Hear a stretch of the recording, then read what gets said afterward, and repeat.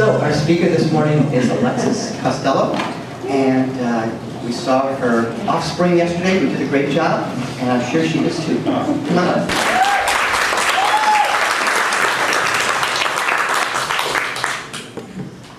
You know that I'm serious about it today because I'm not wearing flip-flops. If I bother to put on shoes for you, you know that we're into it, okay?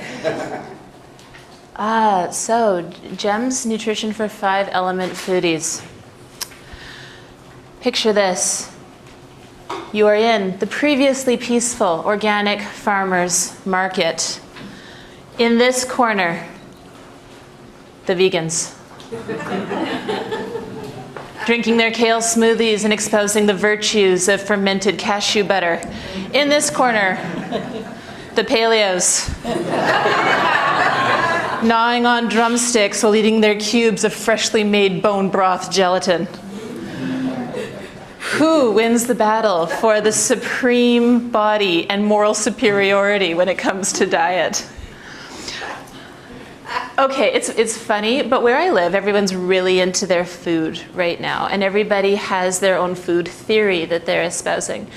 And it gets kind of tricky sometimes, I think, in the world that we live in, when there's so much information about food and about nutrition, and we have to go, what's real, what's not real, what's important, what's not important, how do you find what's right for you and weed out what is irrelevant? So I'm really happy to talk with you about this stuff today because I love food. I find food endlessly fascinating. I've written about it in the form of blog posts and articles. I've written a little booklet on it. I wrote scripts for a kids' cooking show. I've written recipes. And I find it really interesting that we can take these basic building blocks. You know, what is food? We have a limited number of starches and amino acids and lipids, and we put them together into this apparently infinite combination of tastes and experiences that can bring us joy or horror depending on how they are prepared. Food is a really interesting and fascinating topic. And food has always been intricately linked with kinesiology. It is one of the sides of our triangle of health. Most of us learn this in the first few minutes, day one, Touch for Health 1, right? Because it's so important. When we look at this, we understand the idea that we have this triangle of health, and what this triangle tells us is that when we have stress on any side of this, and similarly that when we make a correction on any side of this, it's going to affect the other two sides. So when we work with Touch for Health, we say that structure is on the bottom because Touch for Health is primarily a structural modality, right? We do these structural physical corrections, and we expect that when our structure is in place, it's going to bring our emotions and our thoughts into alignment, and it tends to let us make better choices when it comes to our food. Because I know personally, when I don't feel good, guess what? Diet goes out the window, right? If you're in pain and stuff, it's much harder to resist the cookies at night. So we know that this works. And similarly, if you ever are talking to somebody who doesn't think that a stress on one side of this can affect the other two, I suggest finding a small child and feeding them some combination of red food coloring and sugar.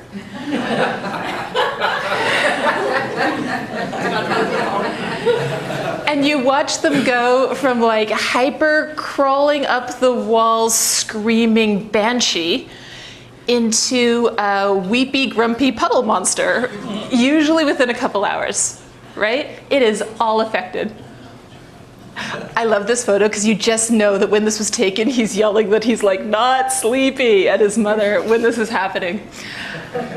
So we know that nutrition can play a big role in how we feel, in how we think, in how our emotions work. And we also know that most people, I know that most people in this room have a background in nutrition already, right? Everybody here has some background with it. And the idea that you can use certain foods or nutrients to feed and support a meridian is not new. This is in the Touch for Health manual. And as far as I know, always has been, right? There's always been foods for balancing specific meridians.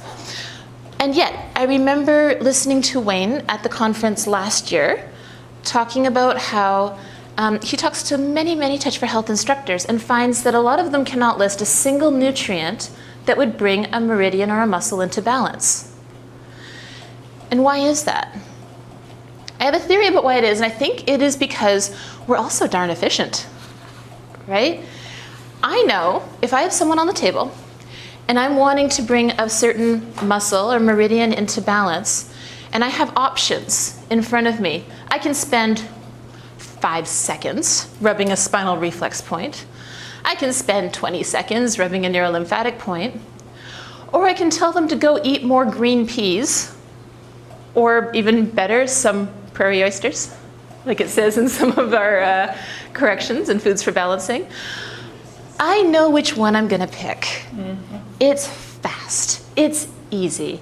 I know the corrections. It doesn't require any compliance. People don't have to leave my office and go do something. They can see the difference immediately. And yet, we all know that sometimes the nutrition is the key. And our corrections are not going to hold properly the way that we want them to unless we fix the nutrition. So it is still important for us to be paying attention to that. So, one of the questions that I hear from people when we start talking about nutrition is, well, I'm a kinesiologist. I can muscle test for things. Why should I bother learning about food? Because I can use a scan sheet and I can just test for it.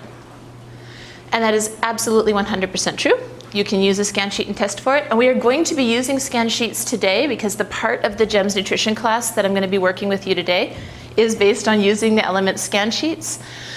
But I feel like we also, I'm going to be very careful as I walk around this now. I feel like we also need to remember that there are reasons why we would bother to pay attention to this and to learn it in the first place.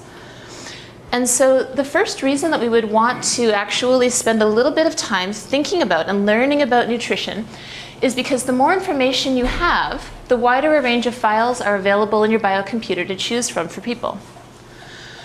So how many people have had this experience?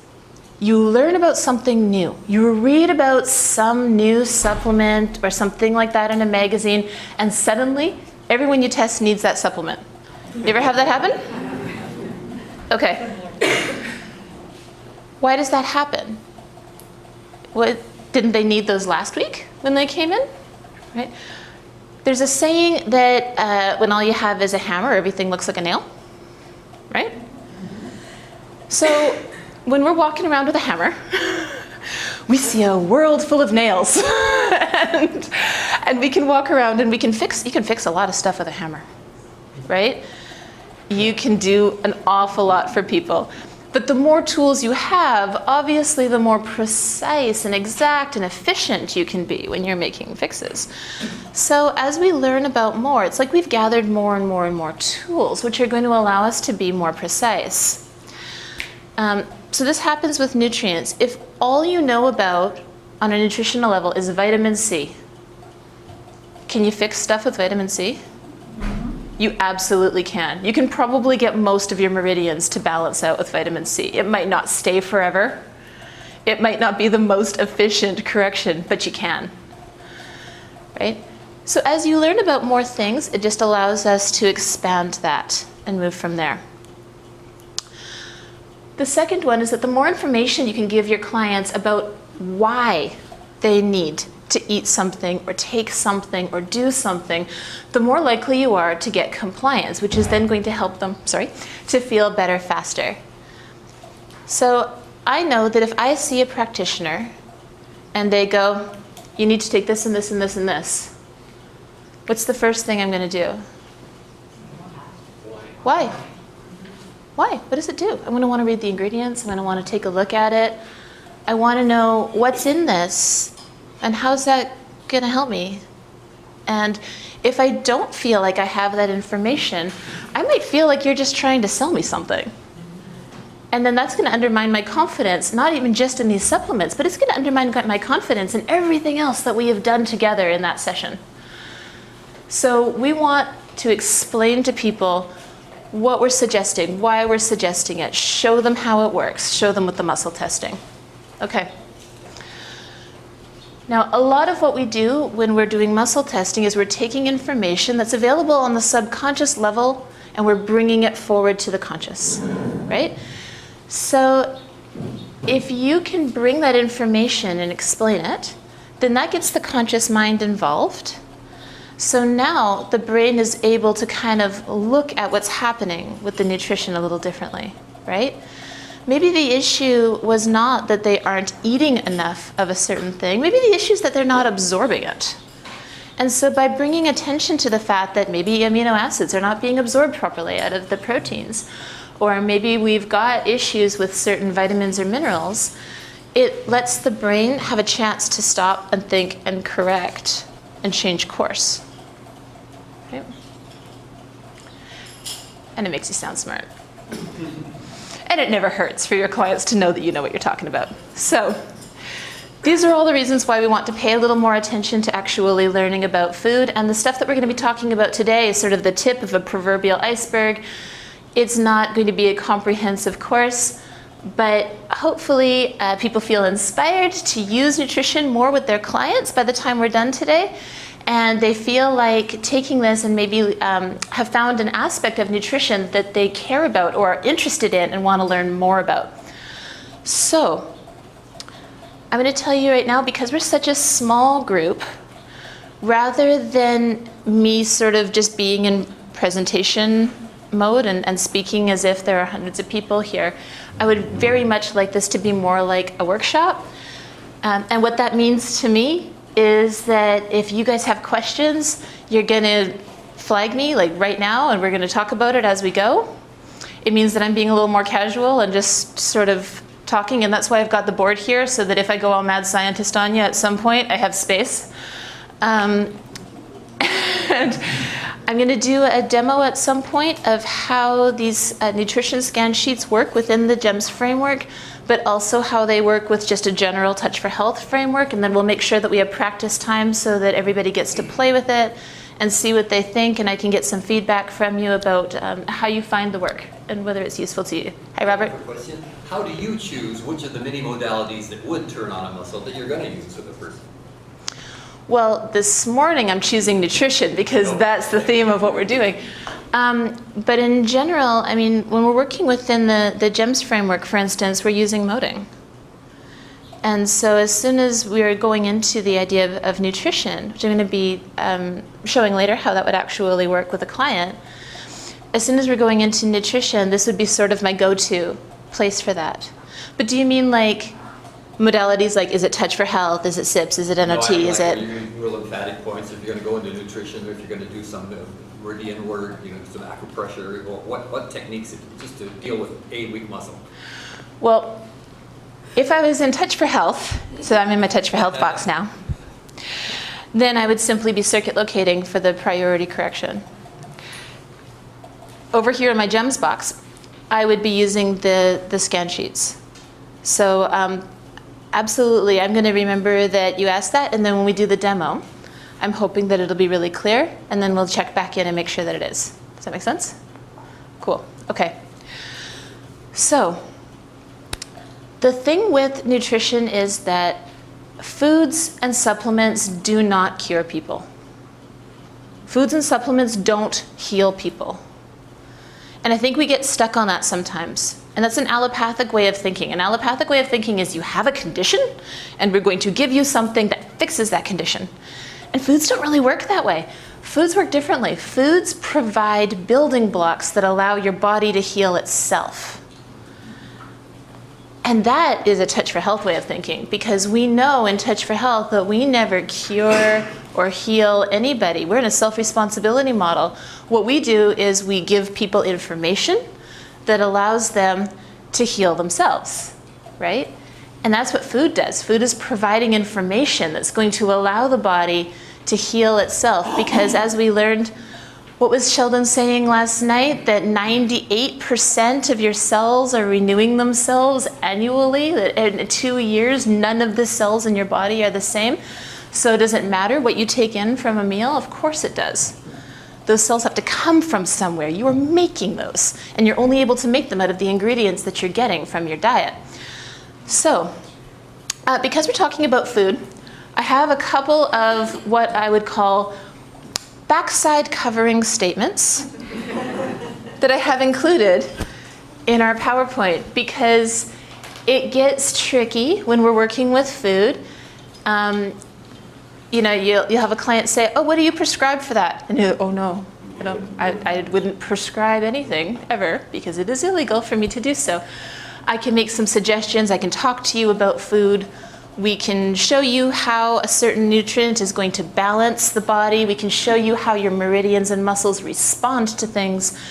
But we need to remember that we never tell anybody that a certain food or supplement is going to cure them or that it will prevent a specific disease. We just make suggestions. So, backside covering statement number 1. There's a couple of them. I'll bring your attention to them as we go. Okay, but it makes sense to me that we would try to heal ourselves with food because we have to eat anyway. You have to do it. And so every time you have a meal, you have a choice between bringing in things that are going to be biogenic, life-creating, that are going to help those cells to be strong and energized and reproduce the way we want them to, or we can bring in things that are bioacidic. And so suggesting food for your clients just sort of makes sense. It's an easy way of doing things. So we can let our food be our medicine. Most of us have heard this before. But I want to go on a slightly different tangent than just talking about food in the classical sense, because classical nutrition looks at food as a combination of chemical constituents, right? So classical nutrition takes a food and it looks at basically what lipids, what amino acids, what saccharides, right? What's in there, what vitamins, what minerals, sure. But the only energy that classical nutrition is concerned with is the calorie. The calorie being the unit of energy that allows you to do things, right? And I remember the moment I became totally opposed to the idea of thinking of calories as the only kind of energy in our food. I was talking to a friend who was doing Weight Watchers. And she was doing Weight Watchers and she explained to me that she was skipping breakfast and lunch every day and eating a Snickers bar because it was worth the same amount of points as doing other things. And she's like, I want my points, so it's okay. And I went, if you're thinking that, there is a big gap in what you know about food and how it's affecting your body. Because if you think that eating a Snickers bar is worth the same as eating that salad and the eggs and the other things that would be the same number of points, and you think that's doing the same thing for your body and you're going to lose weight by doing it this way, that's insane, right? Okay, so we're not going to look at the energy of food in terms of calories. We're going to look at the energy of food in a different way. And yeah, in Western medicine, we don't do that. But in the Chinese and the Ayurvedic traditions, there is an idea that, you know, the prana or the qi that's in our body, it's not just something that is in a closed circuit. It's something that we bring into our body through food and water and breath, right? And so we have to think if it's possible to enhance our qi by bringing in certain foods, then there must be an energetic or electrical component to those foods as well, right? And if there is, then that has to exist on a spectrum, with, you know, the Snickers bar being low on the spectrum and some other foods being much higher on an energetic spectrum of how things work. So we can kind of think about it as being a continuum, right? Let me make sure I'm not too far off my own notes here. Okay, so if we think about it as being a continuum of energy, then that makes things a little bit different. So we've heard a little bit about the electromagnetic spectrum in the last few days and how you have these waves and it just goes on and on and on, and we see this tiny little bit of it here, right? And we know that colors and sounds and those things all have a frequency. So if we wanted to balance the water element, for instance, we know that we can use specific frequencies to balance the water element. So we might choose to wear the color blue as a way of enhancing our water element. Or we might choose to hold our ESR points while looking at the color blue and while considering the emotions that are listed in our color balances. And we understand that those would be bringing in the appropriate frequencies. But what if we also thought about food not just as being a certain color of food that would affect those frequencies, but that there's a vibrational pattern to certain foods that would be helpful, right? So food as a frequency, not just as a pile of chemical constituents. So we've heard a little bit in the last few days as well about electromagnetic fields around people, right? Adam was talking a little bit about it. What are you feeding the field, right? So let's think about this for a second. If we are energetic creatures, but not just energetic creatures, electrical creatures. So we're not just energetic in this vague, esoteric, oh, I have chi and prana kind of sense, but we're actually like electrical vehicles. We can transmit electricity. We know that humans are good conductors of it. In fact, when we teach Touch for Health classes, we often use the little energy balls, and we can show people how we create a current as we go around, right? So basic physics, if we are creating an electrical current, if we have a marker that works, then we'll make a line on the board.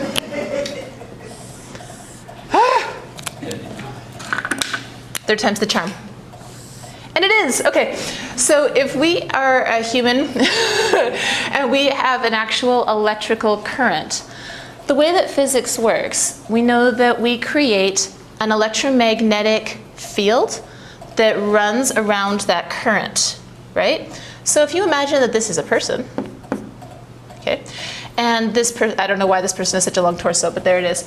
And this person actually has a current, then they are creating an electrical magnetic field around them all the time.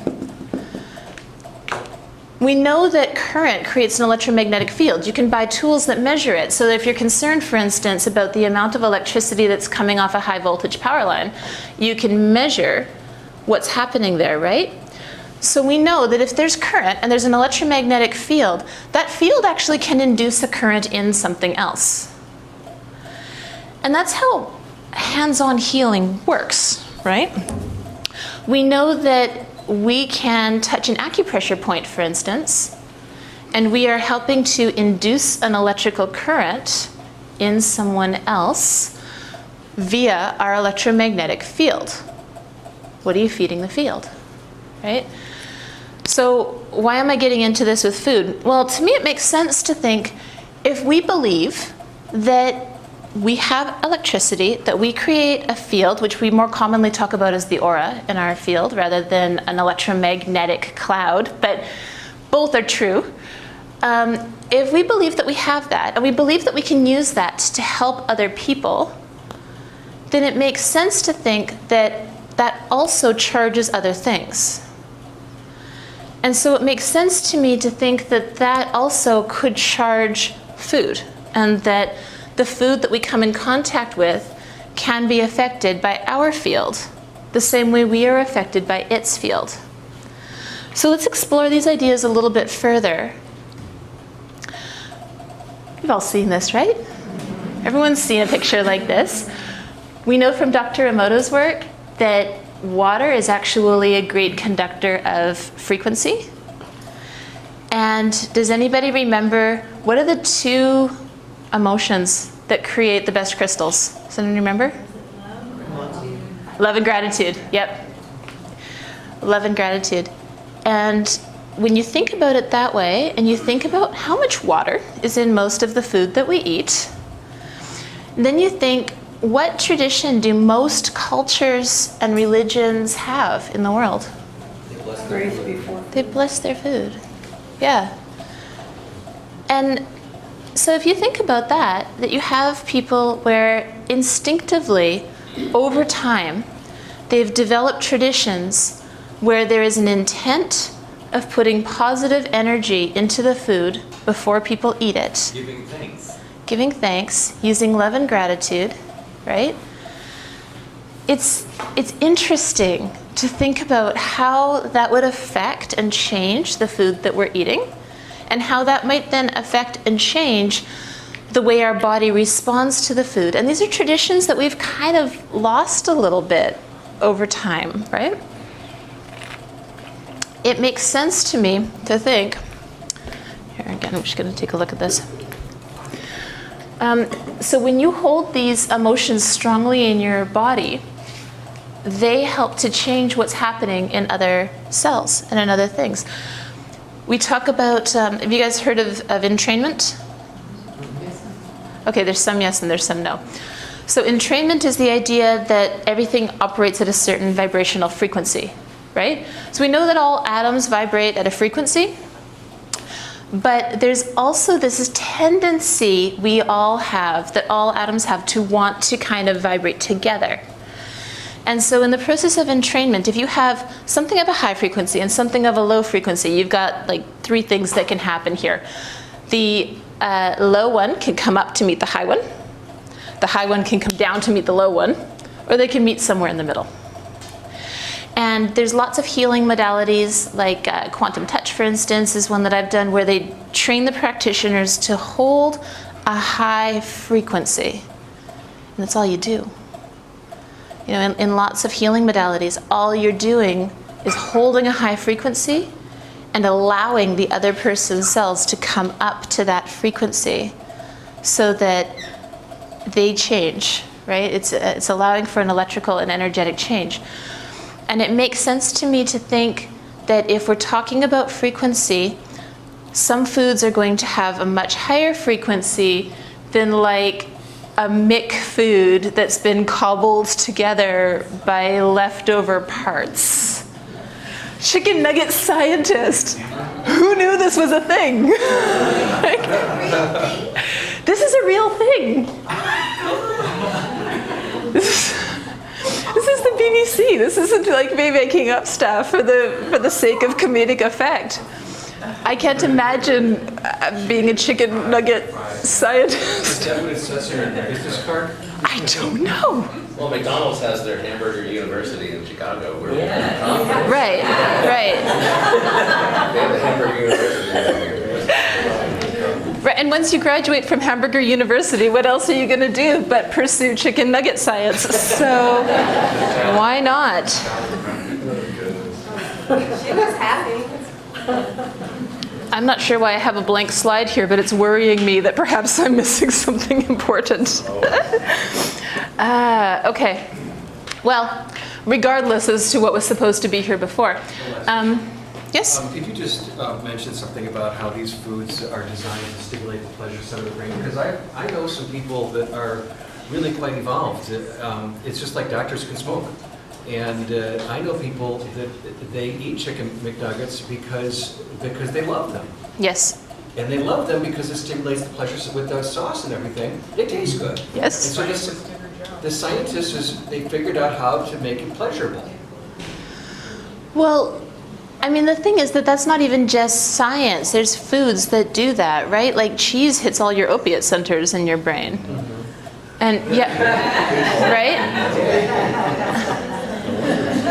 Or you think about how, and absolutely. So you think about the foods that you run to when you are particularly stressed.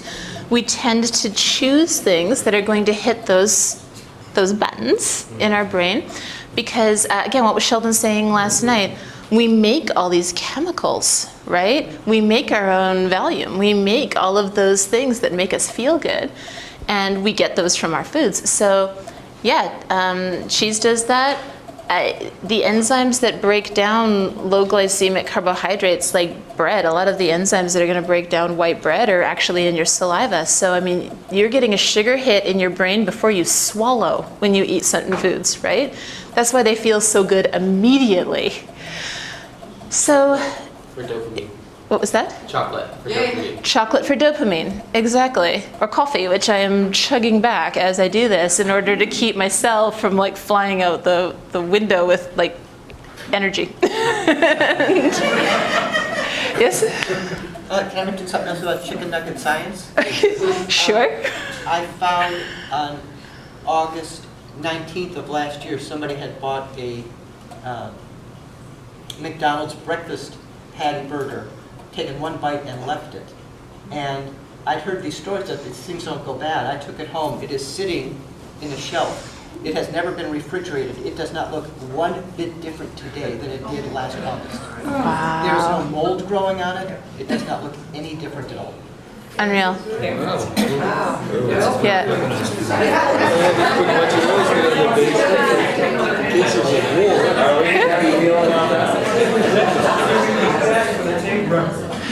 Okay, sorry. Yes, I can repeat it with the microphone. So basically what he was saying was that somebody had taken a bite out of the McDonald's breakfast sandwich and he had heard that they don't go bad. So he's had it sitting there since last August, did you say? And that it looks exactly the same as it did before. There's no mold, it's not falling apart, which is... No ants. Because there's no food then. Okay.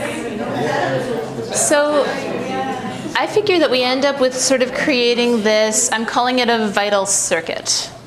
So we have this vital circuit where the more vital and energized the food that we eat is, the more vital and energized we are as individuals, which means the more energy and love and gratitude and intention and all of those wonderful things we can pour into the food that we are then making and serving to people around us, which then energizes and revitalizes the food, which then, right?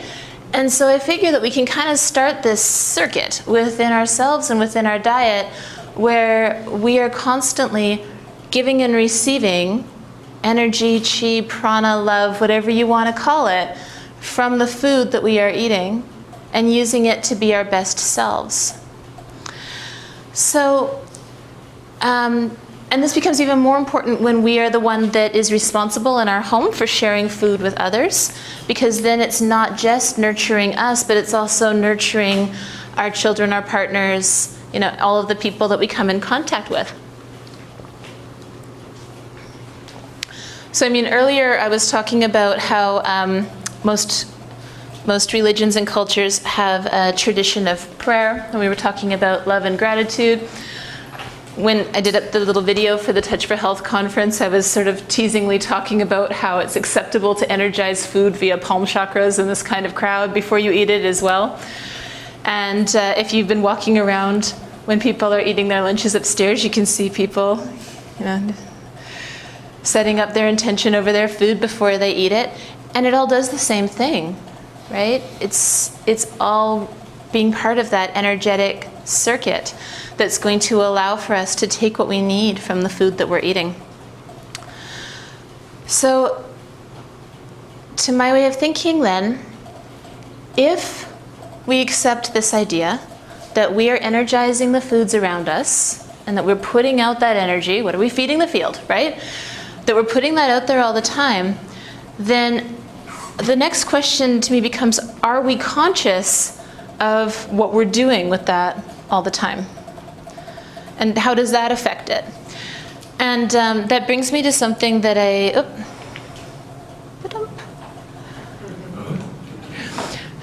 I'm an om-nom-nomivore. This is the rest of the presentation in a Cookie Monster voice. I probably can, but I'm not going to. Her rubber voice is better. The problem with having your kids in the audience is that they have seen you be a Muppet. And once you see it, you can't unsee it. Okay, so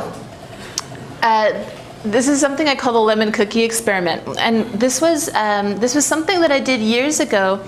I was working actually with a TV show that never actually aired that was called Cooking with Monkey. And it was a little kids TV show, and it was supposed to be about getting kids into nutrition and getting them into health and that sort of thing. And I was writing some scripts for it and doing some recipes and making up a little book. And in the process of working with this show, I was creating a lot of recipes for like gluten-free, low sugar, healthy kinds of foods for people. But I was also really interested, and we were going back in time about 8-9 years at this point, I was really interested in Dr. Emoto's work and about the idea of frequencies in food and how that affected things. And I was teaching a Touch for Health class one weekend, and I came into class with 2 plates of cookies.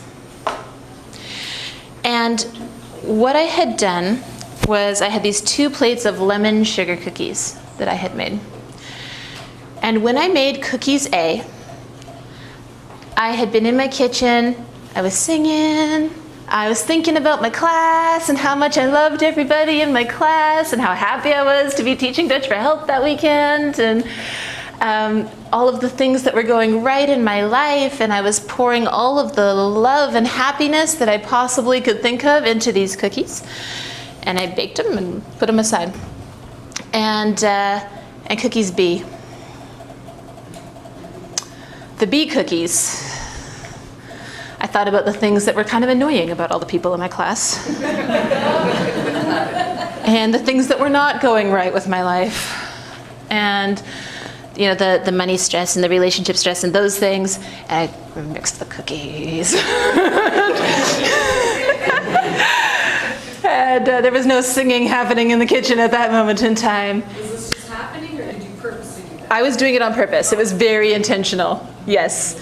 And I baked cookies B, and I put them on a plate. And I brought both plates into class the next day, cookies A, cookies B. And I told my class when we went for a break, I was like, hey, this is one of the recipes for the book. There's just a couple of variations. Let me know which one you like better. And so I had a little form there. And so people could write down which cookies they liked better and why, right? Okay, so anyone want to take a guess as to which cookies everyone liked? Cookies A, yes. So with one exception, everyone in the class loved cookies A. And they came up with all kinds of reasons for it. They're more lemony. The texture is better. They're sweeter. That was my favorite one. I heard they're sweeter a few times, and I thought, yeah, I was sweeter when I was making cookies A.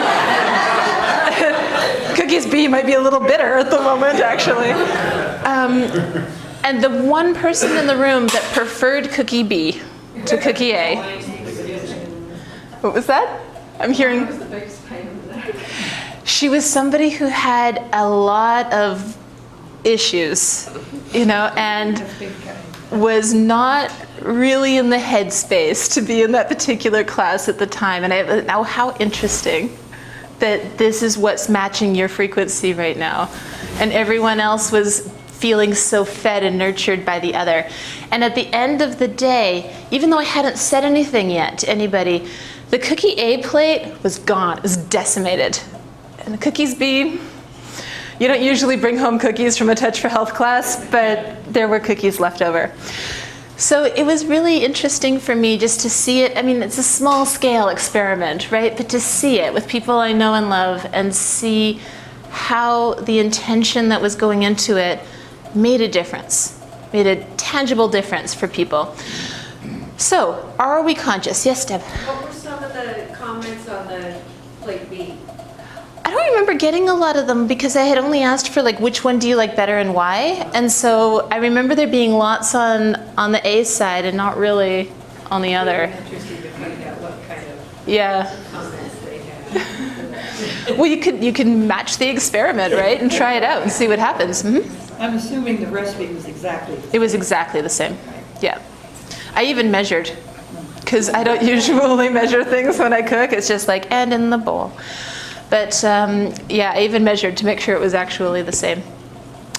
Okay, so if we understand that we are affecting the field and the energy of things, are we aware of the intention that we're putting in there? Now, I would love to say that I am always like the women in the memes that are laughing at their salad all the time. Have you seen the memes that they make, the stock photos? Oh, salad. Who are these people that are this happy about eating salad? I wish this was me. In reality, my kitchen is often more like this, where I'm just sort of yelling at everybody all the time. But you know, we need to be aware of what it is that we're actually putting into our food. So let's talk for a minute then about how this works within the GEMS model. So if we look at this under the GEMS protocol, Oop.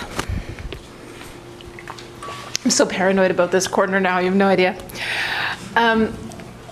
So in the GEMS model, we teach people that we put a particular issue in circuit, and then once we have that issue in circuit, we find the element that is involved. So are we looking at the fire, the earth, the water, the wood, the metal, or are we looking at central and governing? We stack in the element that's involved, and then we start using our finger modes to figure out where is the stress in the body. And in the original flow scan sheets that I had, they kind of look like this. So just as an example, I've kind of picked fire randomly. If we had a fire element, nutrition, chemistry, stress come up, then we would look at this page in the scan sheets. And you'll see that the top there, I don't know how well you can read this from the back, but at the very top it says nutritional stress, and it just says allergens, sensitivity, excess. It doesn't go into a lot of detail because it is not up to us to diagnose allergies or anything like that. Backside covering statement number 2. But sometimes it's going to be apparent within the context of what you're doing with the client on the table why that has come up. Other times you're just going to lock in the fact that, yep, that's a stress. And we're just going to put that into circuit, right? So you can see that that's pretty basic. And then we would continue going through and we would gather up all the stresses that are coming up around the particular issue. We might have many different elements and many different modes coming up, and we put it all into circuit. And then we go looking for what is the correction. And we find the correction the same way. So we go back up, we find what element we're working with, we find what mode we're working with. So if we had found fire chemistry as a correction, then we had this list of foods, vitamins, minerals, herbs, that sort of thing that was in the flowchart scan sheets. And these foods are all ones that you're going to be familiar with because these foods come straight out of the Touch for Health Complete Edition. So if you were to look up the meridians and the muscles that are involved within the fire element, and you looked at the little box on the left side of your manual where it says foods for balancing, these are the foods that you would come up with. So I haven't added a lot to these. They're just Touch for Health stuff. And these are good, and they've been working for a long time. People have been using these foods for balancing, and yet we know that this can't possibly be the only foods that balance a meridian. Surely there are others that work as well, right? And so I began thinking about what are some other things that would help to balance out the meridians, because the lists are a little bit limited. And some of them also are really, frankly, unappealing. Like, if you're looking at this and you're telling people, oh, you know what, we're gonna need to balance this out. You're gonna have to eat some liver or raw fish. For some people, that's gonna be like, yay, and for other people, not so much, right? Yeah, so like, let's find some other options for people and look at expanding that a little bit at this point in time. And also thinking about what I was saying earlier about not just looking at the chemical constituents of the food, but the energy of a certain food. And what is that bringing into the body, and how does that allow us to heal ourselves? So the actual GEMS nutrition class is bigger than what we're doing right now. And there's basic nutrient scan sheets, you know, for amino acids and grains and fats and all of those kinds of things. And for everything that we look at, is it a excess or is it a deficiency that we're needing to address, right? And sometimes under a certain heading it's both, like under fat, sometimes you're going to have people that have far too much saturated fat or far too much omega-6, for instance, and not anywhere near enough omega-3. So you might need to be balancing those things out within the person. So there's a lot of references here that are not related to the scan sheets necessarily that you have in the conference journal that we're going to be looking at today. But I highlighted 2 of them for you because these are the ones that you're going to be the most familiar with as a group. So the Touch for Health Complete Edition, which, as I mentioned, the basic foods for balancing come from. And then Western Herbs for Eastern Meridians and 5-Element Theory, which is by Evelyn Mulders, who some of you have probably been in contact with over the years, and she does the sound essences. And she's got a little course that works with this book, which is actually really brilliant. So I've drawn from her stuff as well for the list of herbs. And when I told her that that's what I was doing, I was like, hey, so just to let you know, I've been putting together these sheets and I'm kind of borrowing a little bit from your list. And she was like, good, take it, tell everyone. Okay. So there it is. So now, these are the scan lists that you would see for the GEMS Nutrition. And these are in the conference journal, and we're going to go through them a little bit together as a group. And this is just the fire one because I was showing you the fire ones earlier. So just so you can see the difference in what's sort of now included.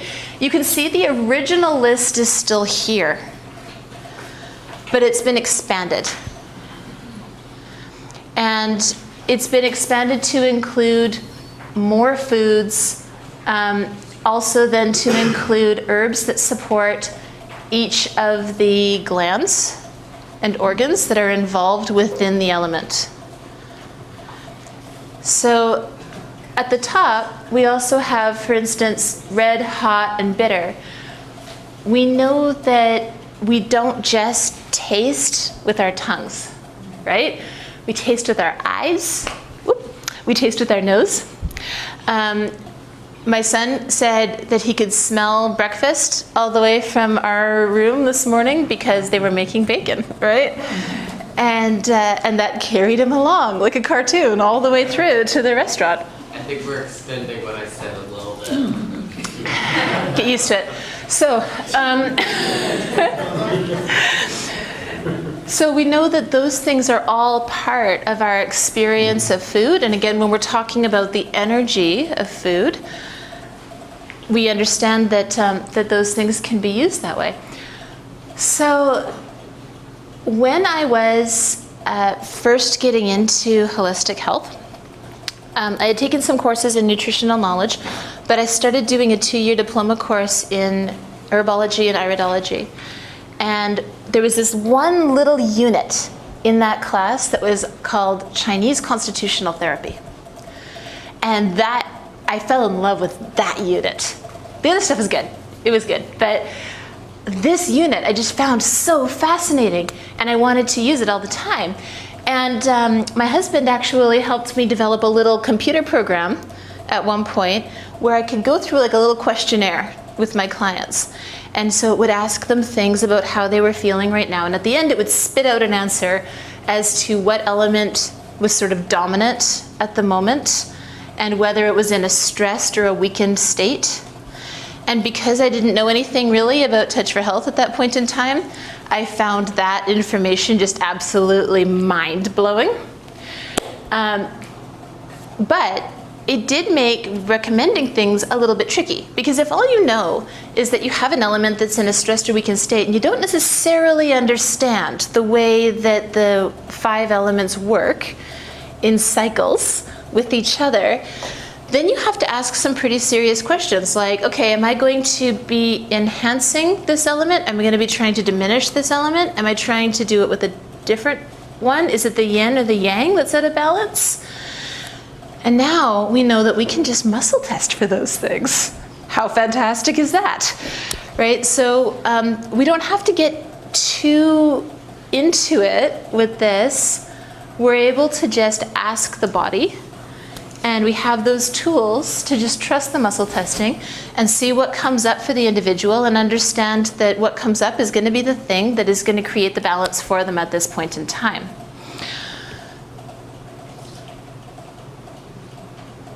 So, backside covering statement number 3, for those of you keeping track. Remember, this is not an herbalism course, so even though there are herbs recommended or suggested and listed on the scan sheets, you do want to make sure that you are taking into consideration any medications that the person might be on, and understand that anybody who's under a doctor's care, you want to look up contraindications. There's a couple small contraindications listed on the scan sheets, but it's not extensive. The point of working within GEMS has never been to create comprehensive tomes of information. GEMS is a light modality. The idea is that it helps people be a better practitioner right now and gives you confidence in what you're doing when somebody's on the table. So with the scan sheets, they're short, they're light, they're easy to work with, and we didn't get into a lot of the other stuff. So if you have any questions about whether or not a certain herb is going to be okay with the medication that someone's on, make sure you look it up. Okay, so all of that being said, I want to try something with you guys quickly here. Did anyone see? I posted a little video about 5-element nutrition on Facebook like a week ago. Did anybody see it? A few people saw it? Okay. I wanted to try this out, where I'm going to use this as a little self-balancing technique. It's 1.5 minutes long, and we're going to see if just watching this little video has any effect on everyone's overall balance. And I want your feedback. So what I want you to do is, in true Touch for Health style, quickly check in with yourself and see how you're feeling. Any areas of pain, any areas of stiffness. If you're falling asleep listening to me, and I'm so sorry if you are, your focus, your energy, all of those kinds of things. Put a number on it if you want to. And let's see if we can change the way that any of us are feeling in 1.5 minutes. So you're going to follow along with this. In a moment, I'm going to hit the button. And just as it goes through, you're going to look at the colors.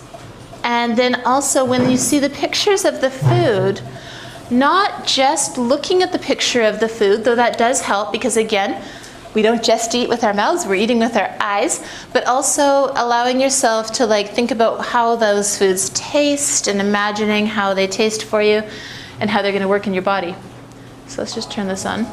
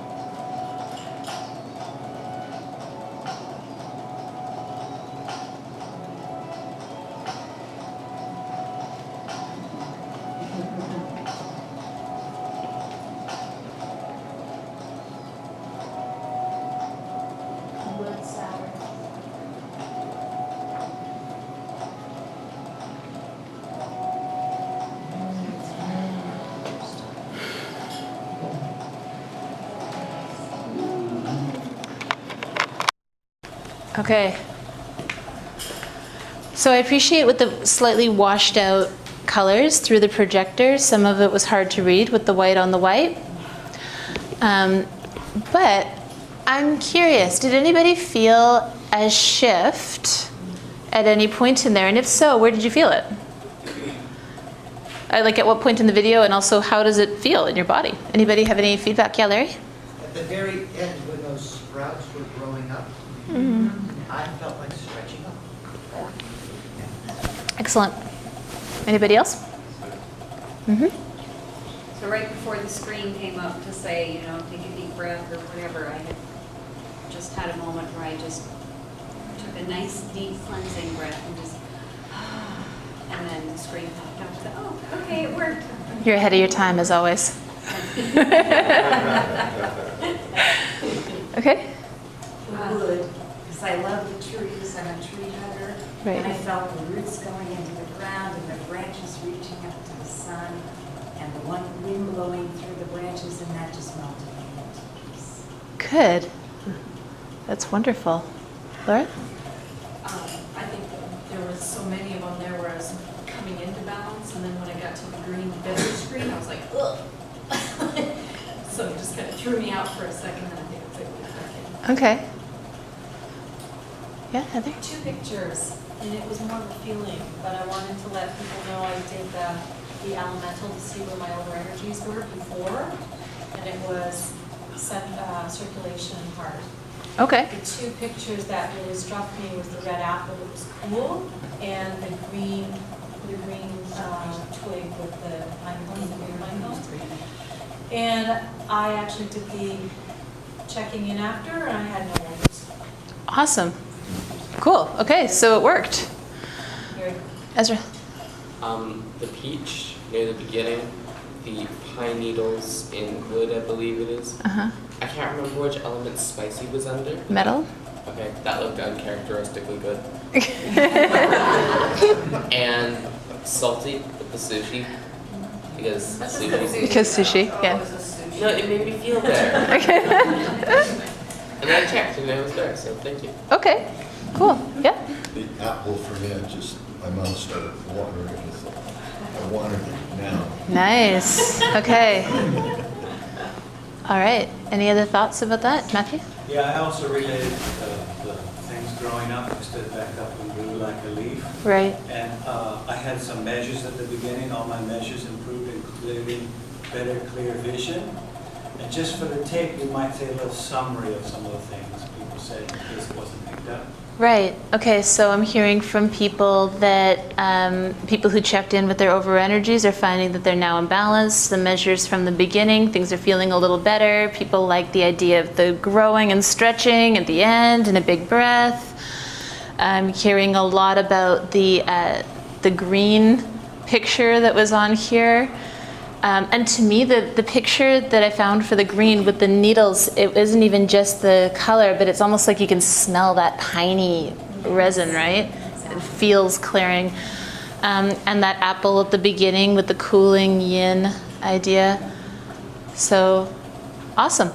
I'm glad that it seemed to work for everybody. It was an idea, and I wanted to see whether it was something that was helpful, because I think that the more things we can put out into the world that are quick, easy, self-balancing kind of things, you know, if you can watch a video for a minute and a half and feel better, then fantastic, right?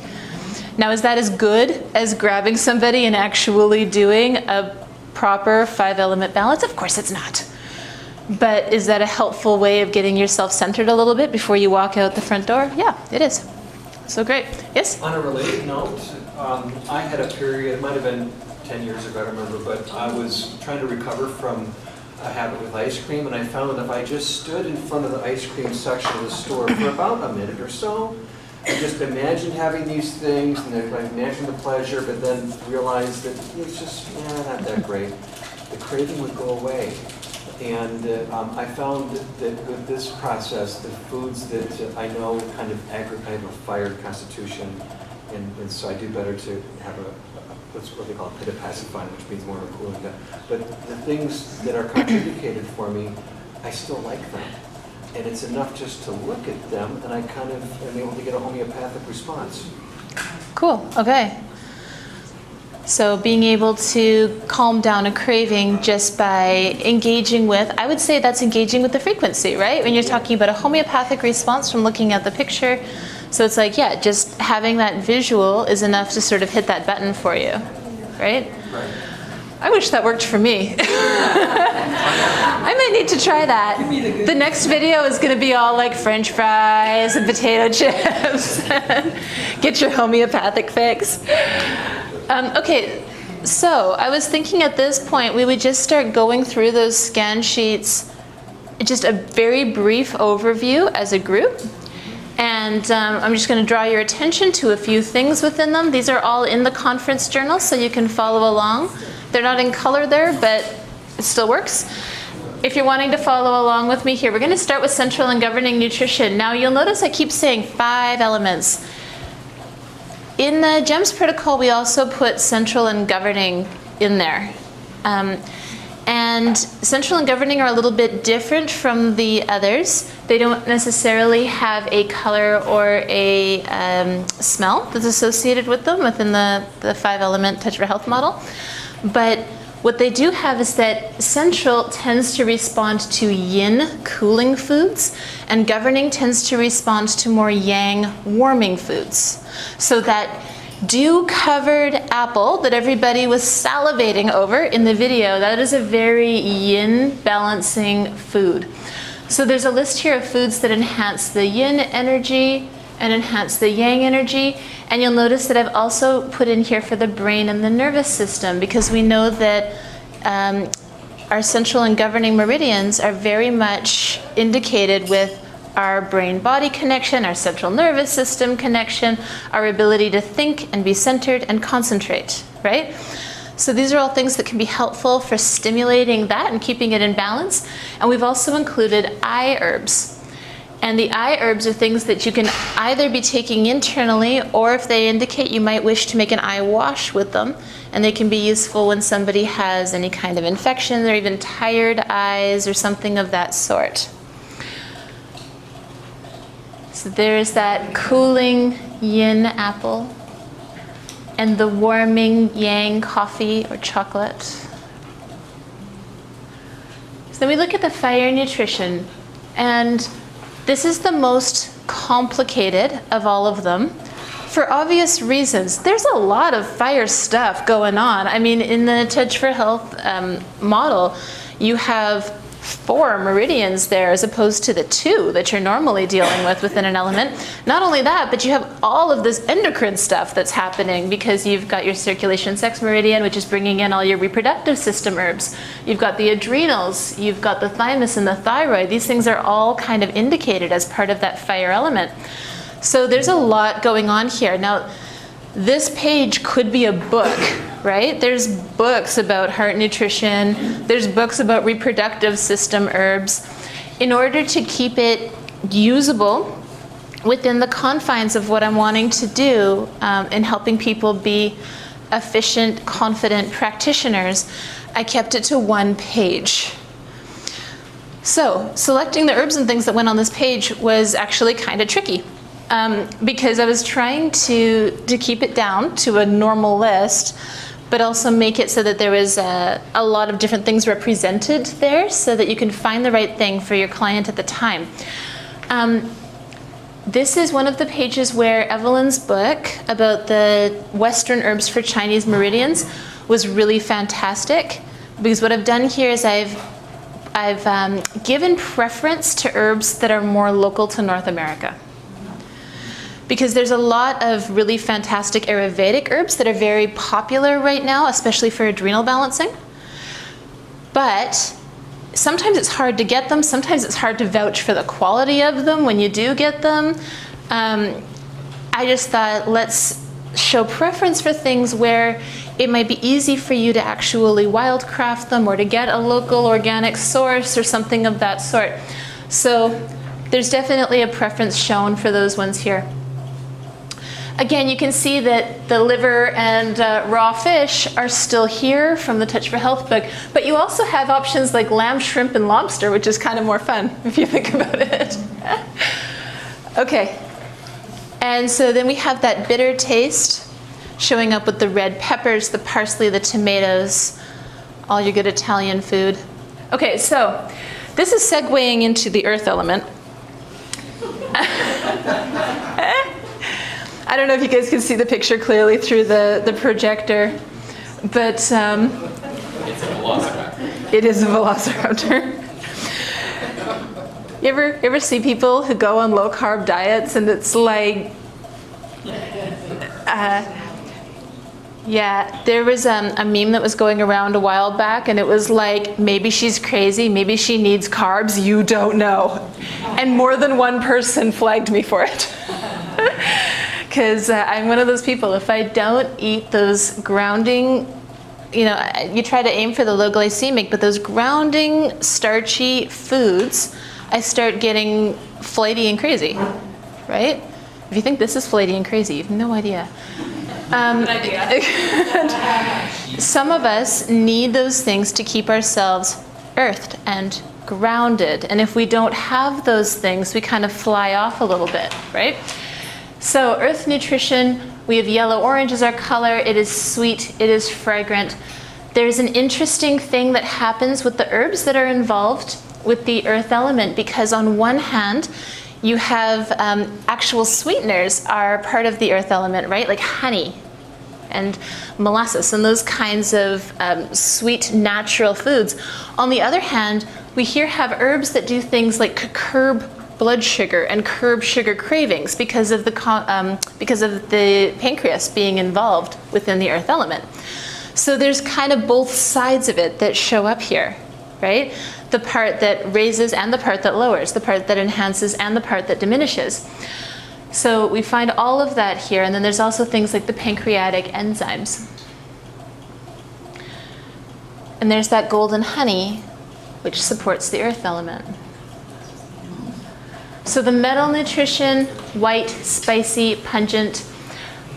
I find it kind of interesting because you might notice when you're looking at this list, we say that spicy is the taste of the metal element, but a lot of the foods that are on this list are really bland.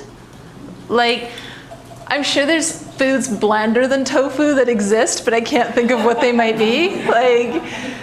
And yet, when I was looking at this list and I was like, why are these things included as metal foods when they're bland? I realized that the foods that are bland that are on here are all fermented. There's things like the tofu, like buttermilk, yogurt, sour cream. These are fermented foods. If they're fermented properly, then they actually are fantastic for your gut bacteria and your microbiomes. And we think of dairy as being so bad for the respiratory system, but if these things are cultured right, they are actually not. They're supportive for mucous membranes. And so I think that's how they end up in this list. Again, we're talking about the frequency, not just the taste of something being spicy. And a lot of the things that are listed as traditional foods for the metal element are actually what we would consider spices. There's things like mustard seeds and chilies. Some of us eat chilies and garlic and ginger like their food as opposed to spices, but not all of us, right? In traditional Chinese medicine, horse meat is the official protein of the metal element. That's kind of a taboo in our current society. I'm not expecting you to test anybody for horse meat, but it felt like it should go on the list at least, as it is the traditional food that supports that. But if you were looking for a different protein, we also have things like turkey breast, chicken breast, whitefish, shellfish, the egg whites. These things all are considered supportive for the metal element. And here we have those onions and garlic, those spicy, pungent tastes. Water, we have the color blue-black, and the taste is salty. We again see lots of fermented foods as being part of the water element, but they're the saltier ones. So we have like miso and soy sauce and fish sauce, and those fermented dark kind of foods that provide that natural salt, iodine, that sort of thing into the body. There's also herbs here that support kidney and bladder. And there's ear herbs included here as well, because again, in Chinese medicine, the kidneys are related to the ears. Now, this isn't an official backside covering statement. You'll notice it's not on its own screen. I don't recommend putting the herbs inside the ears, which a lot of books do, but if you have the knowledge to do such a thing, you can make oils and often use them to kind of flush if there's infection or something like that happening within the ears. Just make sure that people are doing their research and doing it properly, and that you don't necessarily suggest it as a practitioner. So that takes us through there. And then we have that salty taste. So if you're the kind of person where your idea of a favorite meal might be sushi wrapped in nori, dunked in soy sauce with a hit of miso at the beginning, you're supporting your water element with that meal, right? All of those fermented salty foods. And then the wood nutrition, you'll notice this list is much shorter than a lot of the others. And part of the reason for that is because, as you guys all know, the wood element, when we're looking at supporting it with nutrition, is often much more about what you don't eat than it is about what you do eat, right? So yeah, there's a few things in here that support the wood element. We have that sour taste, so you see the lemons and the limes, vinegar, the green vegetables. But there's also a little list here of some of the things that the liver is especially sensitive to, including caffeine, alcohol, fatty foods, rich sweets, and pork. A few herbs that support liver and gallbladder. And then we have that refreshing sour taste in the water. Any questions on the actual scan sheets themselves before we go into seeing how they work? Yep. Could you go back to the fire? I didn't get the adrenal supplements in the book for some reason. I think they just got on the wrong page. I thought I saw that they carried over.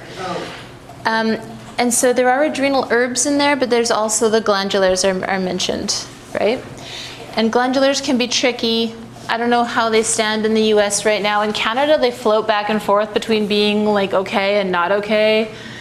But sometimes you can get homeopathic glandulars, and that is a really interesting way of feeding into the system. Heather? TAS Plus is still in Canada, the treatable hands, Firebird. Okay. So it would be TADS Plus. Okay, TADS Plus. But it's prescribed by, The Vitamin Health Food Store in Ontario. Okay. Also, I had a question with regards to sweet, and I noticed maple syrup wasn't there, which is my favorite. Could it be listed under the sweet, or is it different? It could be. It's actually, oh, sorry, so Adam's like telling me to steal second. So basically, she was asking, is there a reason why maple syrup wasn't on the list? It absolutely could be. Shockingly, maple syrup doesn't make its way into the traditional feng shui 5-element system. I think that only Canadians ask if maple syrup should be included on there.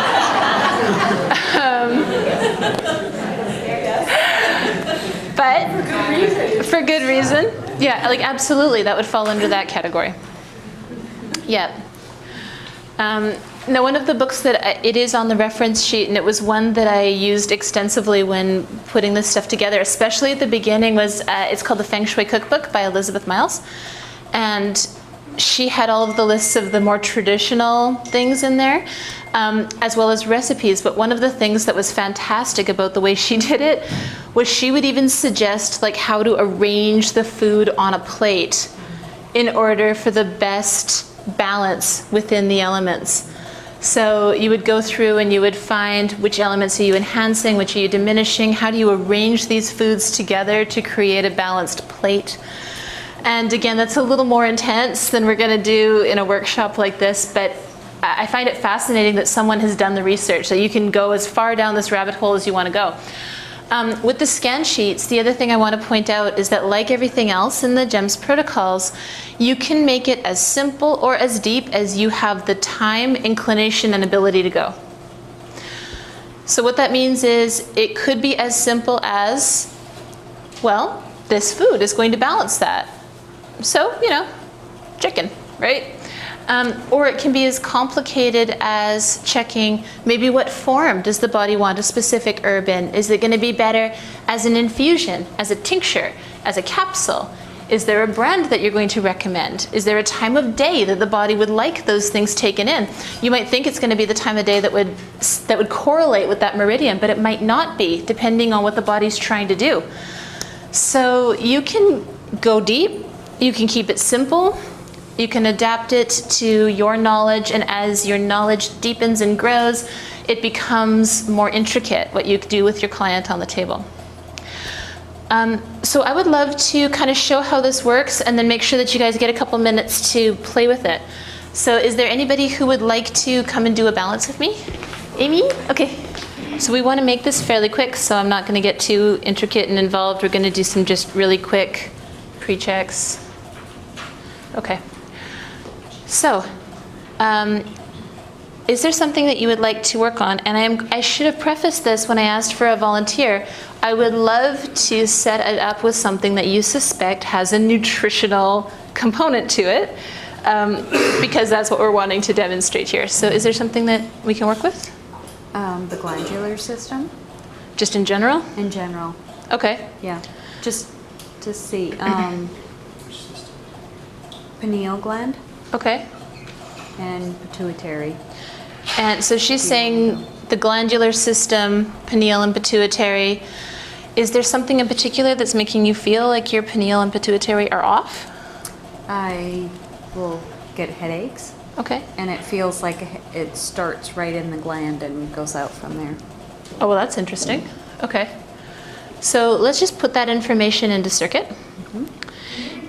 And, sorry, what was that? Oh, she said that it feels almost like the headache starts in the gland and extends out from there, which is an interesting statement.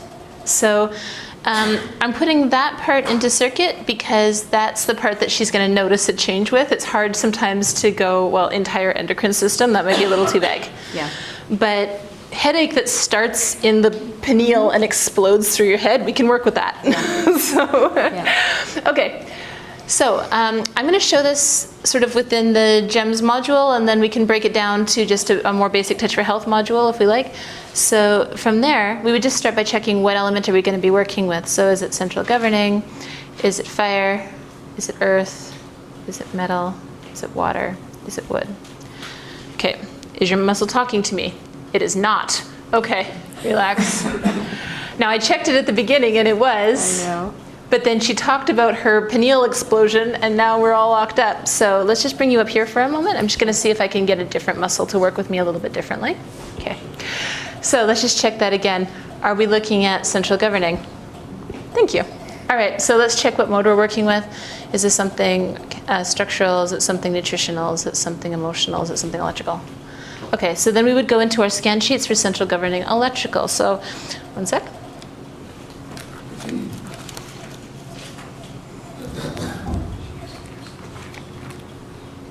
Okay, so from here, we're just going to use the scan sheet, and I'm sorry you guys don't have all of these. And it's coming up central nervous system. So I'm stacking that information into circuit. So we're starting with central governing, we're looking at the electrical system, we're going into the central nervous system specifically. At this point within GEMS we use called the deeper button, which is basically just going, is it more? Like, is there more of this that we need to go into? And there is not. Is there more, as in, is there something else that we need to be putting into circuit with this? And there is. So at this point, we can now check for another element. So let's see if this muscle will talk to me now, because I don't want to tire you out by having it up in the air this whole time. Okay, so at this point, we can check central governing, fire, earth, metal, water, wood. And we can check structure, nutrition, emotional, electrical. More electrical. Okay, so we're going to look for a wood electrical stress.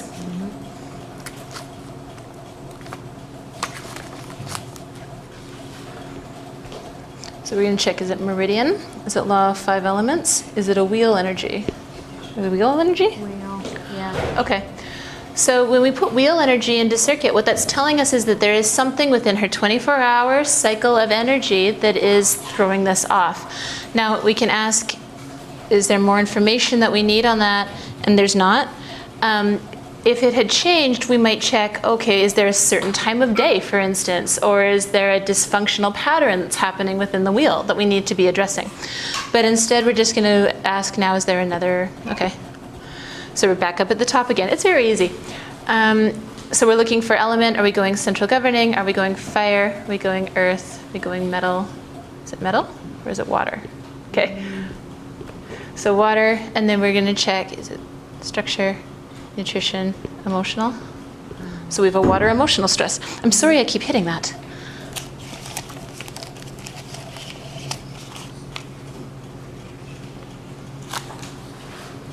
Okay, so then we're going to check through.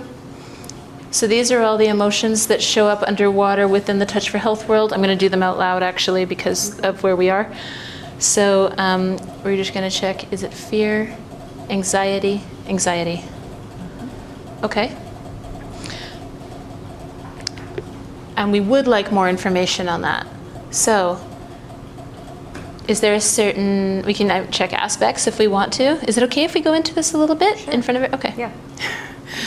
I'm not going to like point at anyone in particular or anything like that. Okay. Day job. Okay, day job. So she knows exactly where the anxiety is coming from. Yeah. Do you find that the headaches correlate with something at work? Like, All day, every day.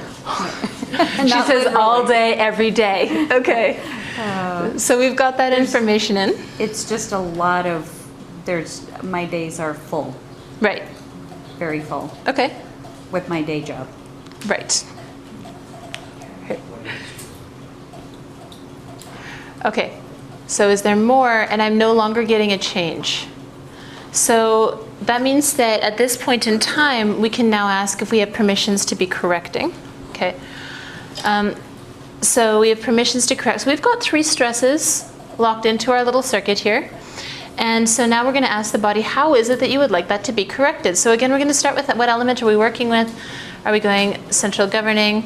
Are we going fire? Are we going earth? Are we going metal? Are we going water? Are we going wood? Okay. You were dropping before I even said it. Did you see that? Yeah. Okay. I felt that. I'm like, And what? so then are we going structure? Are we going nutritional? Thank you for complying and having it be a nutritional correction. It's so nice when demos work. Okay, so we have a wood nutrition coming up. So I'm just going to check the scan sheet.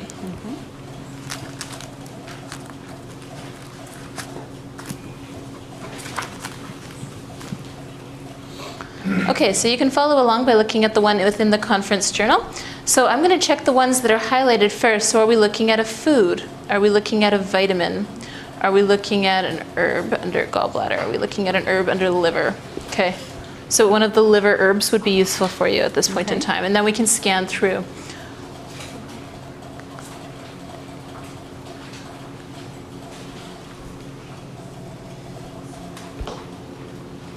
So gentian is what's coming up. Oh, okay. Okay, so you're saying, oh, so does that make sense to you? Yes. Okay. And why does that make sense to you? I'll let you explain. No. Okay. It's one that just keeps coming into my awareness. Okay. Yeah. And I keep saying, boy, I think I need gentian. I do. That's a totally normal thing to just I keep know. saying I'm to like, yourself. You know what? I think that's what I need, but I wasn't sure why, and Okay. so I haven't had the time to figure out why. So this is confirmation. Like, okay, I should have just done it. Excellent. I know that. Just take it. Just take If it. the body says yes, do it. Okay. Have you purchased some already? Like, do you have some? No, Okay. I haven't, because I didn't want to just throw my money on something I might Okay. not have really needed. So she doesn't have it yet. It came up gentian under the liver herbs. And she said, oh, it keeps coming into my awareness that I should take gentian, which is fine. So at this point, we're going to ask maybe what form would your body like that in? Since you Yeah. haven't, if you had already purchased it, I would just say how much of what you have would be good for you. Right. But we can ask, are we doing a capsule? Are we doing a tincture? So if you can find that in a liquid form, that would be ideal. With herbs, I don't ever test dosage unless I have the product in front of me, because there is such a huge range in potency. You don't want to suggest that somebody take 6 of something in a day and find out that it's a really high potency one and you've totally blown their circuit. You don't want to tell someone they only need 1 because you're in your head thinking of this high potency one you have at home and find out that it's not doing anything. So if I don't have it in front of me, we're just going to say that that's what we're doing. Okay. Okay, so then at that point we can ask if we need any more. And right now we're looking at more corrections. So yes, she's going to need the gentian. That's going to help to work with that. But is there something else that we could do maybe right now in order to settle this? So let's see, working with elements, central governing, fire, earth, metal, water. We're back in wood. Okay, and then we can check, is it something structural? Is it something, is it nutritional? Oh, there's a second nutritional one coming up. That's kind of unusual for me. I usually only find 1 nutritional correction and then something that I can do while the person's on the table. So let's look at this scan sheet again and see what else is coming up. So foods, vitamin, enzymes, gallbladder, liver, glandulars. Is it something to avoid? Okay. So it's something that she is sensitive to that we maybe need to be eliminating. So the big ones for liver, of course, are going to be caffeine. I know you don't drink, it's not alcohol. Is it going to be like sugar? Is it fats? Is it fats? Okay, so let's just think for a minute. I'm going to totally exploit our friendship for a second. Think about all that ice cream that you ate the other night, and okay. It was dairy-free, ironically enough. Yes. Okay, so we're just putting in that information that the fats are creating some stress for the liver right now. The gentian is going to bring some balance to the wood element right now, and apparently this is going to actually help with pituitary and pineal and central nervous system. Do we need any more? We do not have any more coming up. Do we have permissions to close circuit? Have we locked up entirely? No? Okay. We don't have permissions to close circuit. Okay. But we don't need any more? Do we need to put in another stress? Sorry, Alexa. Let's bring this up here for a sec. No, don't apologize. This is real life, right? Okay, so do we need, let's just go back for a second so that I have a bigger muscle that we're going to be able to see more clearly. Do we need more correction? Do we need more stress? We don't have either corrections or stress. Are you just checking for an integration thing or a switching? Okay, we switched off entirely at the thought of not being able to have ice cream. Okay.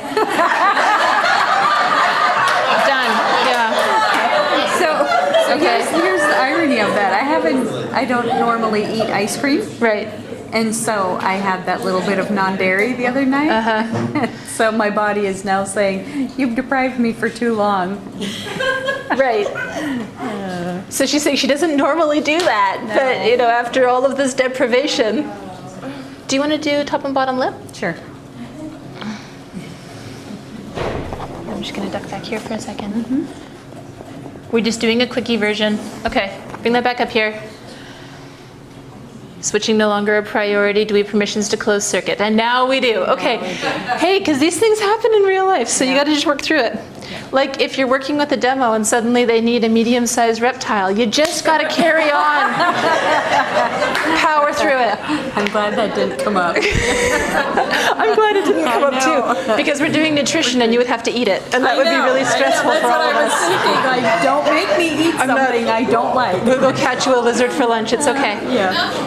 Okay, so can I get you? Are you okay to stand up with me for a second? I'll keep you up here for one more moment. Sure. Okay. Okay, so Adam's giving me a time signal. Do we have time for people to practice, or do we want to just show them something they can do to practice later? Show them something. Okay. So, because I want you to be able to use the scan sheets that I gave you, this is not me saying that you have to take GEMS or anything like that. It's just the way that my brain organizes things. These scan sheets are totally usable within your Touch for Health framework. So, what you could be doing is clipping along in a balance and just working through a 14 fix as you go, right? And if we suddenly had an unlocking indicator muscle and you wanted to use your scan sheet, you can just check the appropriate one and see. Now, the one thing I would say is don't assume that the one that you need is going to be under that same meridian. And I'll explain why quickly, but you can work with it like that. You can also work with this if you were going through a 5-element balance and you've charted it all out, and now you have a specific element that you know that you're going to want to be making a correction in. Bring out the scan sheet for that element and see, is there something on this page that would be useful to bring this into balance? And you might find that just bringing in the nutrition works for the whole thing. So thank you so much, Amy. Let me know how your head's feeling later. So ideally, I had wanted us to be able to practice with this, but it seems like we are running kind of short on time here. But the reason why I'm saying don't assume that it's going to be that one is if you think about the way that our 5 elements work, again, there's this idea that like if we have an imbalance in one area, we want one thing to fix it, that's obvious, right? So if we come up that there's an excess of something, it's like, well, we need to get rid of that. If we come up that there's all these stresses in one element, our instinct is to want to find a food within that element to fix it. So when I was working with her, we had kind of a variety of stresses coming up. But sometimes you're doing a session like this and you might find that there's like all this stress showing up in one element. We've got all these stresses coming up in metal. And so then your automatic reaction is to want to correct here. But that's not the way 5 elements work. If you come up with a correction here, that might be fine. But it might be that the correction is here, or it might be that the correction is here, right? Because we know the way that the 5-element cycle works, we might need to bring more energy around a Shen cycle in order to bring this into balance, or we might need to bring energy in a co-cycle in order to bring this into balance.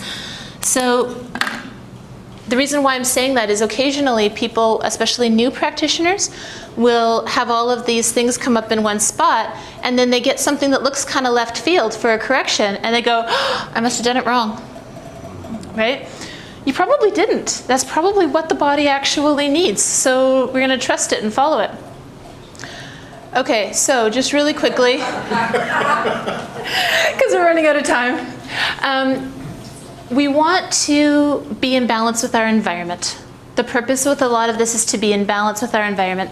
So right now we are in a very yang time of year. It's hot, it's dry, especially somewhere like here. When we are in that yang environment, we want to be eating those cooling foods in order to bring our bodies into balance, right? So you're going to find that you're drawn more to those juicy apples, to the salads, to those things that are light and that feel cooling within the body. And those are the things that are growing outside of this time of year, right? Because Mother Nature knows that's what we need in order to keep ourselves all balanced. Meanwhile, as you start transitioning from summer into fall and into winter, we see that there's different things growing outside. We've got those starchy root vegetables all coming ripe. The grain is being harvested to be made into flour, so we've got our baked goods. We start craving soup, right? Those are ways of bringing that warm yang energy into our body when we have a cold yin environment outside. And so I find that we want to keep those things in mind. If you're wondering how to keep yourself balanced within your environment, think about what food would your great-great-grandmother have had available in this area at this time of year? Because refrigeration is fairly new to us as a species, and our enzymes are still really connected to what's actually happening outside. So if we want to keep ourselves in balance, and not just be in balance within our own energy systems, but within that greater field, this is one of the ways that we can do it. And I understand I'm running out of time, but I just wanted to do a quick pitch. I don't know if you guys saw in the spring issue of my magazine, Michelle Morley, who's a kinesiology practitioner in the UK, has just put out this gorgeous book called Meridian Menus. Because she was saying the same thing that I was hearing around the room earlier. Some of those lists, a little less than appealing. But like, look how great these photos are. So she's got these beautiful recipes that are supporting different meridians. There's something like 72 recipes or something in the book. And some of the proceeds are going to the UK Touch for Health charity. So that's fantastic. So we have people who are doing that. We have people like Michelle Greenwell and Natasha Polonsky, thank you. I was gapping on her name for a second, who just put together like 5-element teas and a booklet on how to use them to bring yourself into balance. So I feel like because there's all these people in different parts of the world that are all kind of on this same track, it must be something that we need. There's something that we're all responding to right now. So there's all these different ways of doing it. And really, I just want to bring to your attention this idea that, like, I don't know if you guys hear this, I get all these newsletters and things about health and wellness, and biohacking is the big thing right now, right? Everybody's biohacking because we want to be stronger, smarter, better, faster. And there's all of these ways of doing that by taking in microdosing of certain chemicals, by taking in different frequencies, and they're doing all these crazy experiments on themselves. And I think for us, if we simply have a little more information that we can offer to our clients in this flood of information that they are getting right now that actually makes sense and is simple and is applicable and that we can explain to them and let them use, then we are doing them a huge service. And for us, rather than worrying so much about biohacking, just being conscious of those areas where we can bring more and better 5-element energy into our bodies so that every day, all day, we are keeping ourselves in balance, then we are one step ahead of the game. So thank you very much. I'm sorry if I've run over time.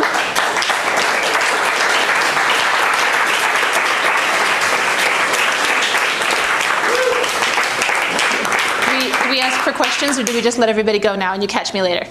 Anybody have a question or two they want to ask right now? Okay. Then catch you We'll talk later. later. But I do want to say something, because I didn't say it at the introduction. Alexa has this online magazine, Kinesio Geek. How many people get it? Woo! Okay, if your hand isn't up, you should get it. It's great. Say the Yeah. name again. It's right there at the bottom. Yep. Kinesio Geek. She's pulling It's in free stuff on the from all website. Yeah, she's pulling in stuff from all over the world, has great articles in it. It's a great service for what we do. Share it with other people, share it with your clients. Thank you so much.